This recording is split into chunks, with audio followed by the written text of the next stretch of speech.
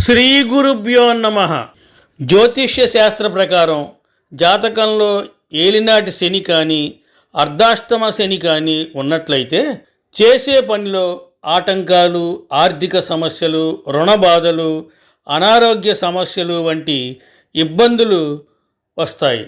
ఈ దోషాలు పోగొట్టుకోవడానికి శనికి చేసే పూజలతో పాటు ఒక్కసారి ఈ శని దేవాలయాన్ని సందర్శిస్తే ఎలాంటి శని దోషమైనా తొలగిపోతుందని విశ్వాసం.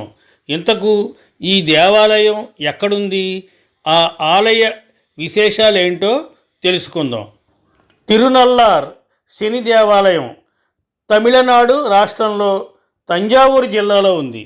2 నదుల మధ్య ఉన్న ఈ ఆలయంలో శనితో పాటు శివుడిని కూడా పూజిస్తే శని దోషం తొలగిపోతుందని చాలామంది నమ్ముతున్నారు. అంతేకాదు, శనిదేవుని స్థానం మారినప్పుడు ఈ ఆలయంలో ప్రత్యేక పూజలు కూడా నిర్వహిస్తూ ఉంటారు. ఏలినాటి శని బాధలతో ఇబ్బంది పడుతున్నవారు ఒక్కసారి ఈ ఆలయాన్ని సందర్శిస్తే శని దోషం నుంచి ఉపశమనం లభిస్తుందని అంటారు. అతి ప్రాచీన చరిత్ర కలిగిన తిరునల్లార్ శని దేవాలయాన్ని దర్బారణ్యేశ్వర స్వామి క్షేత్రం అని కూడా అంటారు. సాక్షాత్తు నలమహారాజు దర్శించుకున్న ఆలయంగా ప్రసిద్ధి చెందిన ఈ ఆలయంలోని నల పుష్కరిణిలో స్నానం చేస్తే శని బాధలు తొలగిపోతాయని భక్తుల యొక్క విశ్వాసం. ఈ ఆలయాన్ని తొలుత చోళులు అభివృద్ధి చేయగా తర్వాత కాలంలో ఎందరో రాజులు ఈ ఆలయాన్ని అభివృద్ధి చేశారని ఆలయంలోని శాసనాల ద్వారా మనకి తెలుస్తోంది. ఈ క్షేత్రంలో పరమశివుడు దర్బారణ్యేశ్వర స్వామిగా, పార్వతీదేవి ప్రాణేశ్వరిగా పూజలు అందుకుంటున్నారు. అయితే ఈ ఆలయంలో ఒక నియమం ఉంది. అది ఏంటంటే, ముందుగా శని దర్శనం చేసుకున్న తర్వాతే శివపార్వతుల యొక్క దర్శనం చేసుకోవాలట. ఏడాది మొత్తం విశేష పూజలతో, భక్తుల తాకిడితో కళకళలాడే ఈ మహిమాన్వితమైన ఆలయ విశేషాలేంటో తెలుసుకుందాం. ఈ ఆలయ నిర్మాణం వెనుక ఒక కథ ప్రాచుర్యంలో ఉంది. ఈ ప్రాంతాన్ని పాలించిన రాజు ఇక్కడున్న శివాలయంలో రోజు పాలు పోయమంటూ ఒక గొల్లవాడిని ఆజ్ఞాపించాడంట.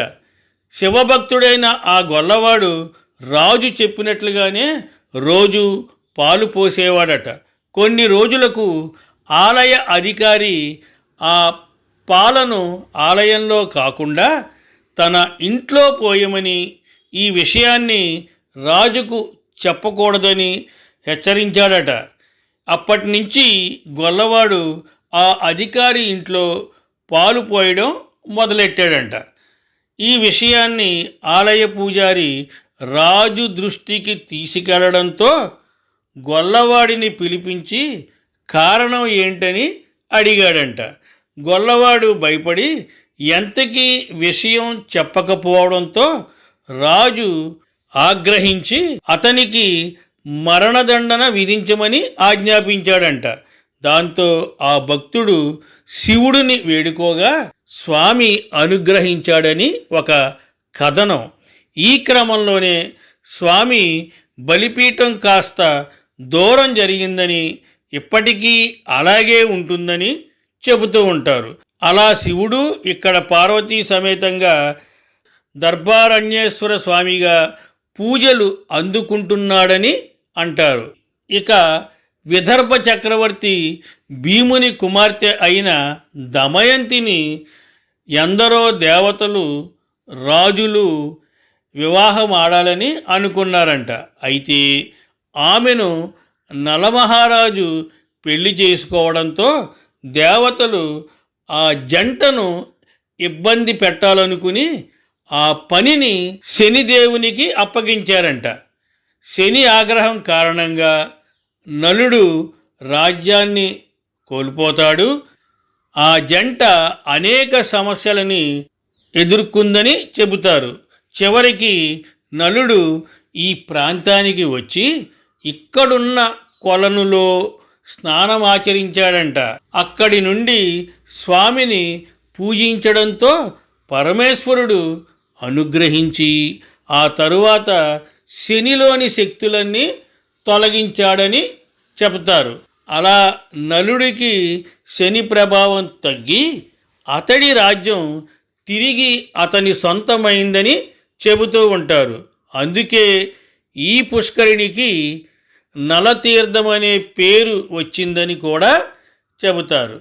కాబట్టి మనకు ఈ ఆలయంలో శని శక్తులను పరమశివుడు తొలగించాడని స్థల పురాణం ద్వారా తెలుస్తోంది. అందుకే దేశవ్యాప్తంగా ఎన్నో శని ఆలయాలున్నా ఈ ఆలయంలో శని ప్రభావం భక్తులపై పడదని చెబుతూ ఉంటారు. ఇక్కడ పరమశివుడు ప్రధాన దైవం అయినప్పటికీ ఆలయంలోని నల పుష్కరిణిలో స్నానం చేసి ముందుగా శనిదేవుని దర్శించిన అనంతరం శివపార్వతులను దర్శిస్తే ఎలాంటి శని దోషాలైనా తొలగిపోతాయని భక్తుల విశ్వాసం. ఈ ఆలయంలో పరమశివునికి ద్వారపాలకునిగా శని ఉంటాడు. ఆలయాన్ని సందర్శించిన భక్తులు ఆలయంలో నువ్వుల నూనెతో దీపాలు వెలిగించడం, పూజాది కార్యక్రమాలు పూర్తయ్యాక కాకులకు అన్నం సమర్పించడం వంటివి చేస్తూ ఉంటారు. ఈ ఆలయం నిత్యం భక్తజన సందోహంతో కళకళలాడుతూ ఉంటుంది.